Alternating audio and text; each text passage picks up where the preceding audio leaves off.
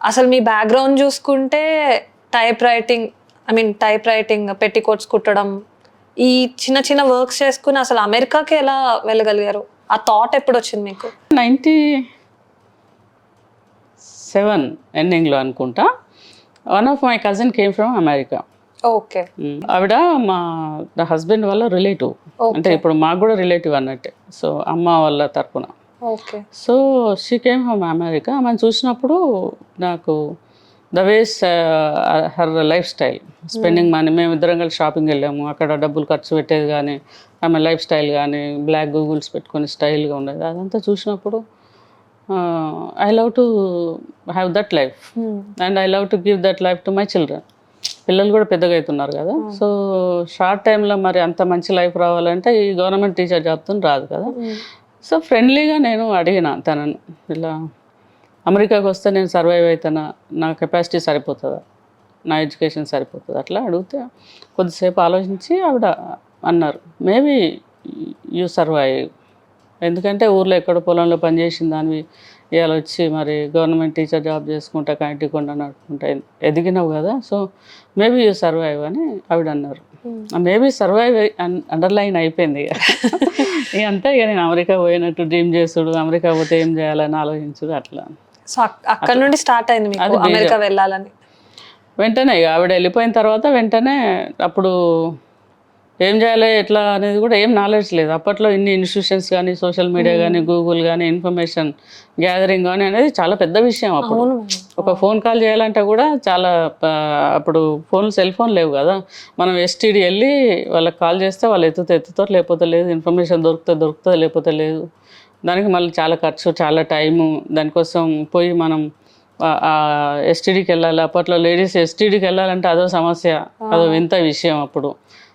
అప్పుడు ఎక్కడ అసలు ఇంటి నుండి బయటేరా అని చాలా అసలు కంపారిజన్ ఇప్పుడుతోని కంపేర్ చేసుకుంటే ఇప్పుడు పిల్లలు చాలా అదృష్టవంతులు. అసలు అన్ని కూర్చున్న కాడికి వస్తున్నాయి కదా, ఇంక్లూడింగ్ ఫుడ్. స్విగ్గీ కాల్ చేస్తే ఎంత డెవలప్ అయిపోయింది అసలు. సో మీకు అసలు ఏ ప్రాసెస్ గురించి ఏం ఐడియా లేదు అసలు తెలీదు. అప్పుడు అక్కడ ఉన్న లోకల్ ఇన్స్టిట్యూషన్స్కి వెళ్ళి కొంచెం తెలుసుకుంటే better to go Hyderabad. So మీరు ఇన్స్టిట్యూట్స్కి వెళ్ళారా దీని ప్రాసెస్ గురించి తెలుసుకోవడానికి? అప్పట్లో ఈ కంప్యూటర్ లెర్నింగ్ ఇన్స్టిట్యూషన్స్ ఉంటాయి కదా, టైప్ రైటింగ్ ఇన్స్టిట్యూట్లకు 2-3 ఉండే చిన్నగా.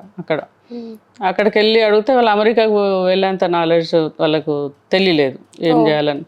అప్పుడు హైదరాబాద్కు వచ్చి హైదరాబాద్ పోవాలి, హైదరాబాద్ ఎట్లా పోవాలి ఏంది, దాంట్లో కూడా నాలెడ్జ్ ఎక్కువ లేదు. ఫస్ట్ హైదరాబాద్కి రావడానికే నాలెడ్జ్ లేదు. సో మీరు యూఎస్కి ఎలా ప్లాన్ చేశారు? అంటే హైదరాబాద్ వచ్చాక ఏమైంది? హైదరాబాద్ వచ్చి హైదరాబాద్లో ఎటు పోవాలి, ఎక్కడ ఇన్స్టిట్యూషన్స్ కూడా తెలియదు. ఆడ దిగి ఒక ఆటో అతన్ని డే మొత్తం నాతో తిరిగితే ఎంత కావాలని అంటే 200 రూపాయలు అని అంటే నేను 250 ఇస్తాను, ఎందుకంటే అక్కడక్కడ ఆగేది ఉంటుంది అని చెప్పి. ఎందుకంటే మళ్ళీ వాళ్ళకు కూడా తెలియదు కదా, తెలియద్దు కదా మనకు తెలియదు అని. సో అట్లా కంప్యూటర్ ఇన్స్టిట్యూషన్స్ ఎక్కడ ఉంటే అక్కడికి పోవాలి మనం అని చెప్పి ఒక దాదాపు 10-12 ఇన్స్టిట్యూషన్స్కి వెళ్ళాను ఆ రోజు. అన్నీ బుక్ పెట్టుకొని అంత నోట్స్ రాసుకొని, ఒకరు 2 లక్షలు అంటారు, 3 లక్షలు అంటారు, ఒకరు పాస్పోర్ట్ అప్లై చేయాలి ఇమ్మీడియట్గా అంటారు. పాస్పోర్ట్ ఉండాలనే విషయం కూడా నాలెడ్జ్ లేదు. పాస్పోర్ట్కు అప్లై చేయాలంటే దాంట్లో ఫోటో పెట్టాలి, ఫోటో దిగాలన్న తెలివి కూడా లేదు ఆనెస్ట్లీ. సో ఫస్ట్ పాస్పోర్ట్కి అప్లై చేశారా? అన్ని ఇన్స్టిట్యూషన్స్ తిరిగి ఒక ఇన్స్టిట్యూషన్లో ఎంత మొండి ధైర్యము, ఆ ఇన్నోసెన్స్లో కూడా ఎటువంటి డెసిషన్స్, డ్రాస్టిక్ డెసిషన్స్ అంటే యూ కాన్ బిలీవ్. తిరిగి లాస్ట్కి ఒక ఇన్స్టిట్యూషన్లో హిమాయత్ నగర్లో ఒక ఇన్స్టిట్యూషన్లో కొన్ని పైసలు కట్టి మార్నింగ్ 6 to 7 క్లాస్కు ఫీజు కట్టిపోయినాం. అంటే దేనికి ఆ క్లాస్? ఇంగ్లీష్ స్పీకింగ్, కంప్యూటర్స్ నేర్చుకోవడానికి. కంప్యూటర్ మీరు చదువుకోవడానికి వెళ్ళారా యూఎస్? లేదు, మీరు అదే ఇన్స్టిట్యూట్ జాబ్ చేయాలి అంటే ఈ 10 ఇన్స్టిట్యూట్లో తెలిసిన తర్వాత తెలిసింది ఏంటంటే కొంచెం సాఫ్ట్వేర్ నేర్చుకోవాలి అమెరికా పోవాలంటే. మళ్ళీ ఎడ్యుకేషన్ 16 years ఉండాలి, నాకు 15 years ఉన్నది కదా.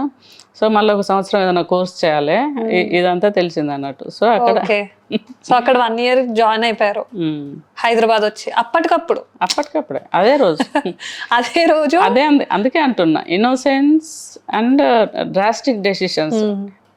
అది చాలాసార్లు కలిసి రాదు, కానీ నా విషయంలో కలిసి వచ్చింది. చెప్పాలంటే రాంగ్ డెసిషన్స్ కూడా రైట్ అయినాయి అప్పుడప్పుడు అనిపిస్తుంది నాకు. I have to admit this. So 1 year అక్కడ 1 year నేను మార్నింగ్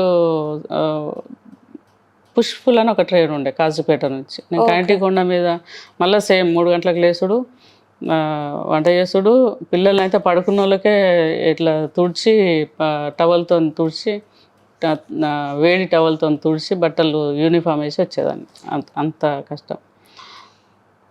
3:30కు ట్రైన్ క్యాచ్ చేసి ఇక్కడ హైదరాబాద్లో దిగి కోర్స్ నేర్చుకొని 6 to 7 మళ్ళీ కృష్ణా ట్రైన్ ఉండే బ్యాక్, మళ్ళీ ఆ ట్రైన్ క్యాచ్ చేసి కాంటికొండ పట్టుకొని మళ్ళీ ఊర్లో జాబ్కి వెళ్ళేదాన్ని.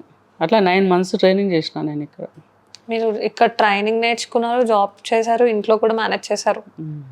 సో 1 year తర్వాత ఆ తర్వాత పీజీడీసీఏ కోర్స్ చేసిన. పీజీడీసీఏ కోర్స్ చేసి 99లో అప్లై చేసిన H1 వీసాకు. ఓకే. ఎందుకు వస్తుంది అలా చుట్టమా? రాలేదు, అక్కడ వీసా రాలేదు. వీసా రాలే అసలు. ఫస్ట్ H1 అప్రూవల్ రాలే. తర్వాత అదే వాళ్ళు తెలుగు మీడియం కాబట్టి నీకు రాదని చెప్పి కొంత డబ్బు వేస్ట్ అయిపోయింది, టైం వేస్ట్ అయిపోయింది. Then I applied with another company, Planet Soft అని. నా కొలీగ్ వాళ్ళ బ్రదర్కి కంపెనీ ఉన్నది. సో ఆ అన్న కంపెనీతో అప్లై చేసిన. పాపం ఇప్పుడు లేడు, శ్రీకాంత్ అన్న చచ్చిపోయింది. ఆ కంపెనీ నుంచి అప్లై చేస్తే పాపం రిసీట్ నెంబర్ వచ్చింది, తను బాగానే ప్రాంప్ట్గా చేశారు, కానీ బ్యాడ్ లక్ ఏంటంటే అప్రూవలే రాలేదు. సేమ్ సెకండ్ టైం కూడా అప్రూవల్ రాలేదు. బ్యాడ్ లక్ రాకుంటే అప్పటికే నేను పిల్లల్ని ఇక్కడ హాస్టల్లో వేసిన. వాళ్ళకి హాస్టల్ అంటే నేను పోయిన తర్వాత ఉండటం అలవాటు కావాలని చెప్పి ఫాతిమాలో హాస్టల్ వేసి వాళ్ళకి అలవాటు చేసిన. అందరికీ జనంకంతా తెలిసిపోయింది. అప్పట్లో తెలిసిన తర్వాత అమెరికాకు పోతుందంట, అమెరికా రాలేదంట వీసా, పైసలను ఒడగొట్టింది, ఏం పని లేదు దీనికి, అట్లా ఇట్లా కొంచెం బ్లేమ్ చేయటం స్టార్ట్ అయింది నాకు. చుక్కలు కనబడుతుండే, ఇన్సల్ట్ అవుతుండే ఎక్కడ పోయినా కూడా. ఎట్లా చేసి అమెరికా పోవాలి, నో మ్యాటర్ వాట్ అని చెప్పి బాగా తిప్పలు పడుతుండే. ఆ టైంలో ఈ విజిటర్ వీసా ఒకటి ఉంటుంది, ఈ H1 కాకుండా వర్క్ వీసా కాకుండా విజిటర్ వీసా ఒకటి ఉంటుంది అని తెలిసింది. మీరు విజిటర్ వీసాకి అప్లై చేశారు? అప్పుడు ఎవరైతే నాకు సెకండ్ టైం ఫ్రెండ్ వాళ్ళ అన్నయ్య శ్రీకాంత్ అన్న లేడని చెప్పిన కదా, ఇప్పుడు ఆ అన్న వాళ్ళ పేరెంట్స్ పరకాళ్ళు ఉంటారు నేను జాబ్ చేసే దగ్గర. ఆడికి వెళ్ళి ఇట్లనే తను అమ్మ సోఫాలో కూర్చుంటే, వాళ్ళు ఇద్దరు సోఫాలో కూర్చుంటే నేను కింద కూర్చొని ఒకటే ఏడ్చిన బాగా. ఎట్లనే చేసి అన్నతోనికి విజిటర్ వీసా పేపర్లు తెప్పియండి నాకు. యాక్చువల్లీ విజిటర్ వీసా కింద వెళ్ళాక ఓన్లీ లిమిటెడ్ టైం ఉంటుంది, ఇంకా వర్క్ కూడా చేయలేము అక్కడ. అయినా పోయినా. సో విజిటర్ వీసాకు అన్న పేపర్స్ పంపించినాక నేను స్టాంపింగ్ పోయినా, చెన్నైకి స్టాంపింగ్ పోయినా. మంత్ ఆఫ్ March 2000 నాకు స్టాంపింగ్ అయింది. God's grace. యాక్చువల్గా అయితే కాదు, కానీ అయింది. అవుతుంది అనుకున్నది అవ్వలేదు, అనుకున్నది అయ్యింది. కానీ ప్రయత్నం చేసిన బాగా. అక్కడ వాళ్ళు క్వశ్చన్స్ అడిగినారు నాకు, ఇక్కడ పిల్లలు ఉన్నారు, గవర్నమెంట్ జాబ్ ఉన్నది, నేను అక్కడ ఉండా అని చెప్పి వాళ్ళకు నమ్మకం కలిగేటట్టు. Okay. I told you right, I'm best in convince people. So అట్లా ఆ వీసా స్టాంపింగ్ అయింది, గాడ్స్ గ్రేస్. అది 3rd turning point in my life. So అలా యుఎస్ వెళ్ళారు. యుఎస్కి పిల్లలు ఏప్రిల్లో హాలిడేస్ ఉంటాయి కదా, వాళ్ళతో టైం స్పెండ్ చేసి వాళ్ళకంతా సెట్ చేసి నెక్స్ట్ ఇయర్ కోసం. అసలు కొన్ని ఇయర్స్ బ్యాక్ ఇలా టర్న్ అయి చూసుకుంటే అక్కడెక్కడో పొలంలో పనిచేసే ఆవిడ ఎప్పుడన్నా అట్లీస్ట్ అనుకున్నారా? పొలంలో పనిచేస్తే ఇక్కడ దాకా మట్టిలో బురదలో దిగుతాం కదా, ఒకరోజు జలుగ పట్టుకున్నది. అది ఇట్లా సక్ చేస్తుంది, బ్లడ్ తెలుస్తుంటుంది మనకు, ఇది ఇట్లా తాగుతుంది. అది ఎంత గుంజినా రాలేదు.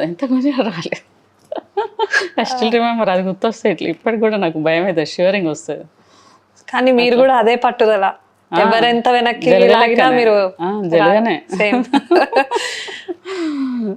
సో ఎప్పుడన్నా అలా పొలంలో చేసేటప్పుడు కానీ, అంటే పొలంలో కాదు, జనరల్గా నాకు ఎందుకో బాగా తిరగాలి, పెద్ద పెద్ద ఆలోచనలు అట్లా ఉండేది. అక్కడ హాస్టల్ ఉన్నప్పుడే పెద్ద పెద్ద ఆలోచనలు ఉండేది. వాళ్ళను చూసినప్పుడు ఈ మా హాస్టల్కి ఎవరన్నా వస్తారు కదా మాకు ఇన్స్పైర్ చేయడానికి, అప్పుడు ఇప్పుడు ఎవరన్నా వచ్చేటోళ్ళు, వాళ్ళ లెక్క పెద్దగా ఎదగాలి, ఏదో చేయాలనేటువంటి అట్లా ఉండే పిచ్చి పిచ్చి కళలు ఉండేది. సో మీరు ఆ ప్లేన్ లో వెళ్తున్నప్పుడు మీకు ఫీలింగ్ ఏంటి? బాగా ఏడ్చిన. ఎందుకు ఏడ్చిన అంటే విపరీతంగా ఏడ్చిన. పిల్లలు ఇద్దరిని వదిలిపెట్టిపోతున్నా కదా. 88లో నేను పొలంలో పనిచేసేటప్పుడు, ఇందాక ఈ జలగదు అని చెప్పిన కదా స్టోరీ, ఆ టైంలో 88లో పనిచేసేటప్పుడు ఒకరోజు ఇట్లా ఫ్లైట్ పోతుంది. కానీ అప్పుడు ఫ్లైట్ అనాలి అన్నంత కూడా లేదు నాలెడ్జ్. మన పక్కకు లచ్చమ్మ అని, మారుతి అని వాళ్ళు పనిచేసేటోళ్ళు. ఇప్పుడు కూడా కలుస్తారు వాళ్ళు ఊర్లో. పాపం లచ్చమ్మ లేదు, చచ్చిపోయి. అయితే ఆమెతో అన్న ఇట్లా మనం కూడా ఒకసారి విమానం ఎక్కితే మంచిగా ఉండు లచ్చమ్మ. కట్ చేస్తే కొన్ని ఇయర్స్ తర్వాత మీరున్నారు కాదవ్వా మనం కింద పడతాం ఎక్కద్దని అన్నది ఆమె. నేను ఫస్ట్ టైం ఇండియాకి వచ్చినప్పుడు ఆ డైలాగ్ గుర్తు చేసుకొని మస్తు నవ్వుకున్నాం. వాళ్ళంతా హ్యాపీగా మిమ్మల్ని చూసి? చాలా చాలా హ్యాపీ అవుతారు, చాలా మంచిగా ఉంటారు నాతోని. నేను కూడా వాళ్ళని మంచిగా చూసుకుంటాను. నాతోని పాటలు పాడతారు, కోలాటం ఆడతారు. వాళ్ళకు యూనిఫామ్ శారీస్ కొనిస్తా అప్పుడప్పుడు పండుగలకు పోయినప్పుడు. మీరు యుఎస్ నుండి వచ్చిన తర్వాత మీ ఊరు వెళ్ళారా? వెళ్తా, ఎప్పటికి వెళ్తా. వాళ్ళతో డాన్స్ చేస్తాం మంచిగా. మిమ్మల్ని చూసి ఊళ్ళల్లో మార్పులు అయ్యాయా? అంటే వాళ్ళ పిల్లల్ని ఇంకా చదివించడం కానీ? చాలా మంది నా స్టోరీ చూసిన తర్వాత ఎస్పెషల్లీ నమ్మకం వచ్చింది. పేదవాళ్ళు అమెరికాకు పోవచ్చు అనేది ఒకటి కాన్ఫిడెన్స్ వచ్చింది నా స్టోరీ నుంచి. చదువు పెద్దగా హయ్యర్ క్వాలిఫికేషన్ లేకున్నా కూడా అమెరికాకి వెళ్ళొచ్చు అనేది. అంటే ఇప్పుడు నేను బీటెక్, బి గ్రేడ్ డిగ్రీలు నాకు లేవు కదా. సో అట్లా లేకున్నా అమెరికాకు పోవచ్చు కష్టపడి అనేది ఒక కాన్ఫిడెన్స్ వచ్చింది. తర్వాత లేడీస్కి ముఖ్యంగా మనము చిన్న చిన్న వాటికే బాధపడుతున్నాము. ఈ జ్యోతక్కను చూసి చాలా మనకు ఇవి వచ్చే కష్టాలే కాదు, వీటిని మనం అధిగమించాలి అనేది నమ్మకం ఏర్పడింది చాలా మందికి.